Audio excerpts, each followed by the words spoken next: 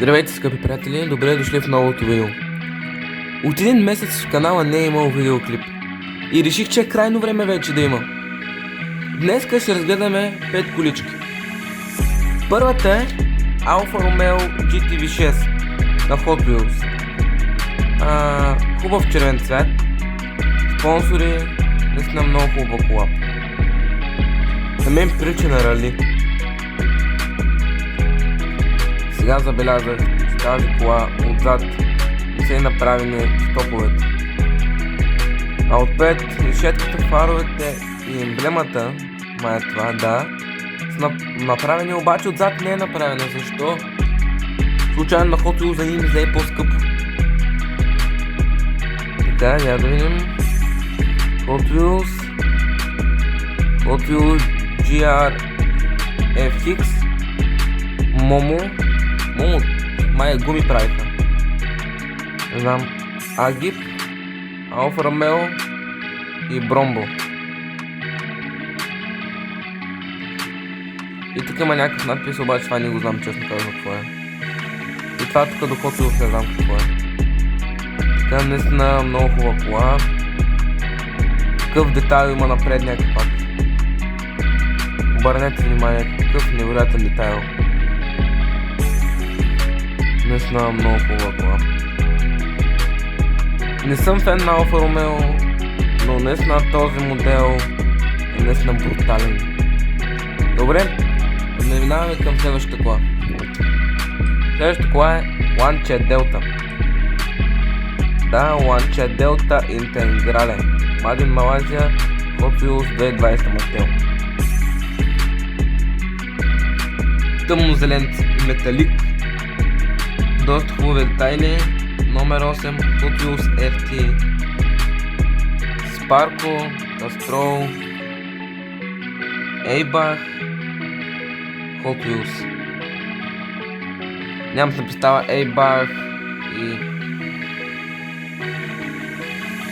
Sparko какви обратно няма значение.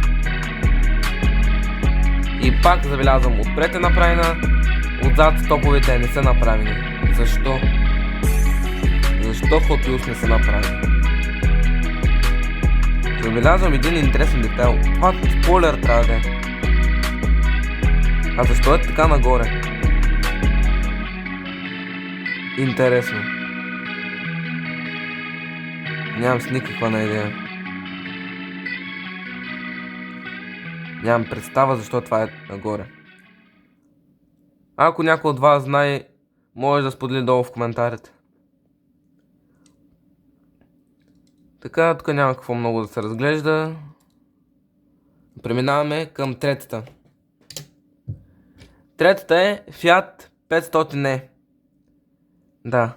Hot Wheels 2018 Mateo, Made in Malaysia. На мен ми прилича на костенурка. Честно казано. Просто няма какво пак да коментирам. Отпред фаровете направени, стоповете не. Да, те по принцип стоповете са червени, обаче все пак малко детайл трябва да вкарат. Малко боя. Няма значение. Това не знам какво е.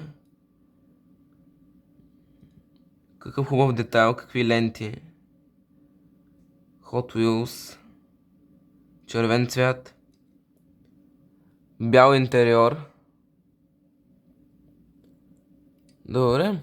Преминаваме към следващата. Следващата е Volvo P1800 Geyser. Made in Malaysia, Hot Wheels 2022 Mattel. Това Volvo много интересно обаче. Задните гуми по-големи, отпред дигнато, един грамаден двигател. Сини стъкла. Вътре интериора е сребрист. Тук пише Hot Wheels. Има човече с купа в ръка. Пак стоповете не са направени. Отпред фаровете са направени. Решетка. Доста интересна кола. Впечатлен съм. И последната е специална серия. 70 годишнината на Matchbox. Така. Браво, Matchbox. Браво. Направили сте стоповете. Отпред фаровете. И даже си има номерче. Пише на него 70.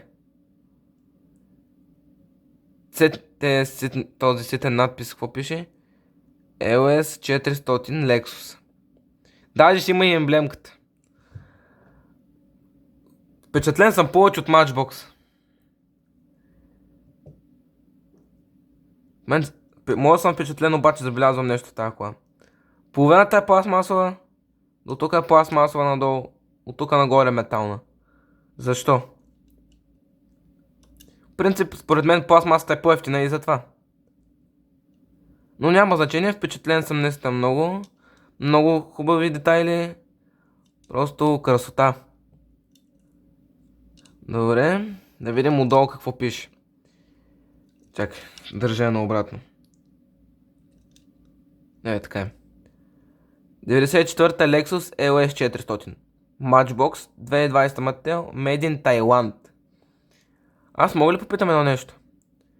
Това слонче тук, какво означава? Какво означава това слонче? Ако някой знае, може да сподели пак долу в коментарите.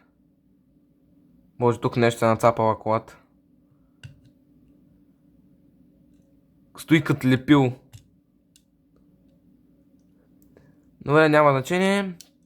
Това от клипа. Ако ви е харесал, може да ставите по един лайк и да се абонирате за канала ми с камбанката, за да не изпуснете следващите ми видеа. А от мен, чао чао.